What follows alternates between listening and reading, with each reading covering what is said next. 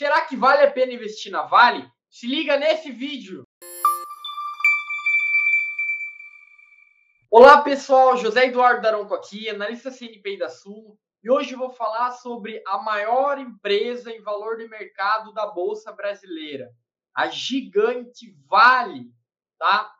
A Vale é uma das principais mineradoras não só do Brasil, mas como do mundo. Mas nem sempre foi assim, tá? A companhia ela foi privatizada ainda no governo do Fernando Henrique Cardoso.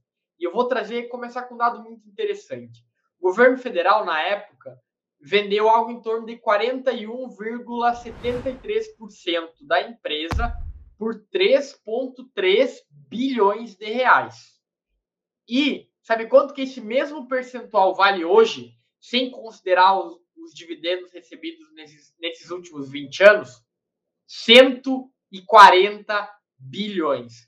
Então, a companhia, eu sei que sempre tem aquela discussão da privatização, eu vou comentar um pouquinho sobre o que ela fez, como ela se tornou, mas eu achei muito interessante começar esse vídeo com esse dado.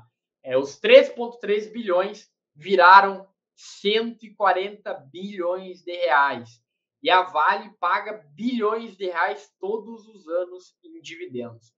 Mas, José Eduardo, como que ela se tornou essa potência na mineração, não só no país, como no mundo inteiro? E a Vale, ela é referência. Eu vou te explicar o porquê.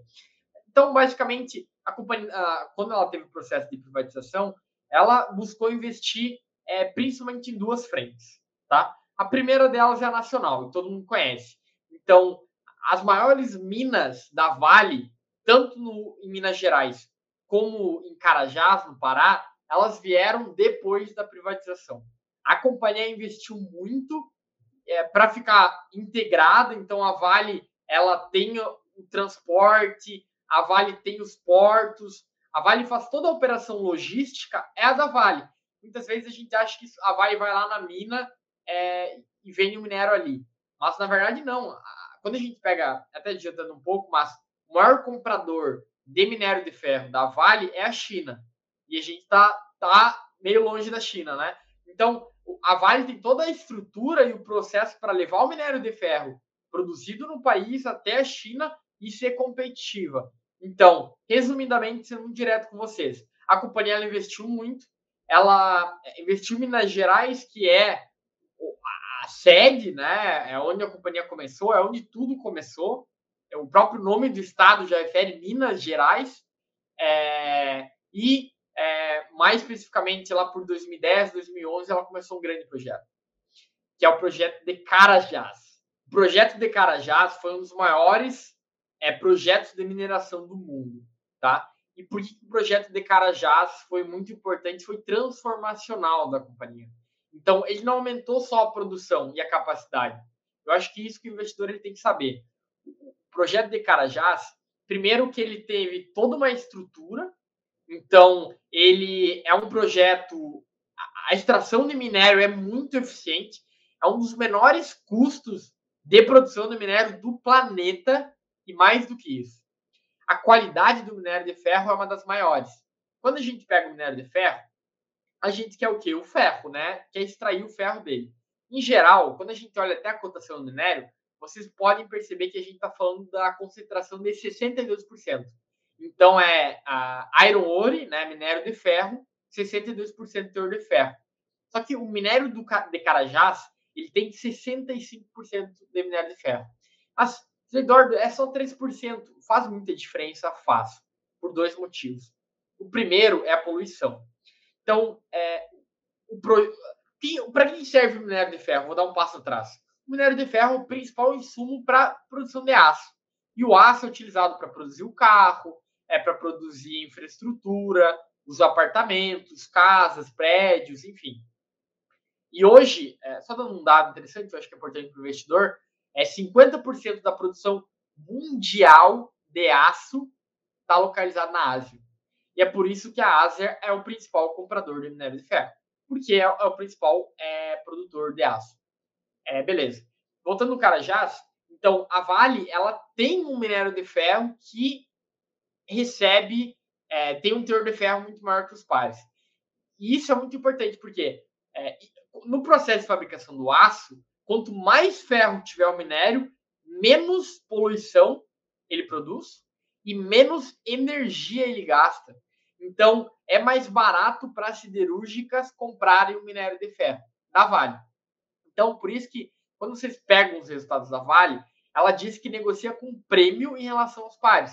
Porque o minério de ferro das principais concorrentes, que são as australianas, elas têm um minério de ferro de baixa concentração.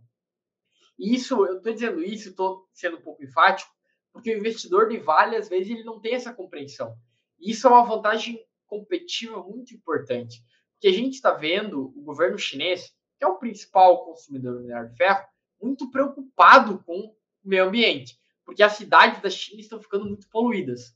Então, as siderúrgicas estão cada vez mais preocupadas em comprar minério de alta qualidade. E a Vale tem se destacado. Cada vez mais a companhia tem aumentado a qualidade do seu minério. Isso é um diferencial competitivo muito importante. Primeiro. E o segundo é o custo. Vejam, eu vou testar o conhecimento da geografia de vocês. A Austrália é o maior produtor do mundo de minério de ferro. Perfeito? Então, ele tem empresas lá que são muito conhecidas, como a Rio Tinto, a BHP, que são grandes produtores de minério de ferro. E a Austrália, geograficamente, ela é muito próxima da China. Vocês concordam comigo? Então, eles deveriam ser muito competitivos no minério de ferro, já que a Vale tem que levar minério de Minas Gerais, do Pará até a China por meio de avião. Ou seja, a Vale tem um custo logístico muito alto, que as australianas não têm. Só que a Vale ela tem uma qualidade do minério que as australianas não têm. E, além disso, a produção de minério de ferro da Vale é muito mais eficiente. O que isso significa? Quando a gente fala de minério de ferro, a gente está falando de uma commodity. Então, é muito importante a gente entender que os players com menor custo, eles são os melhores.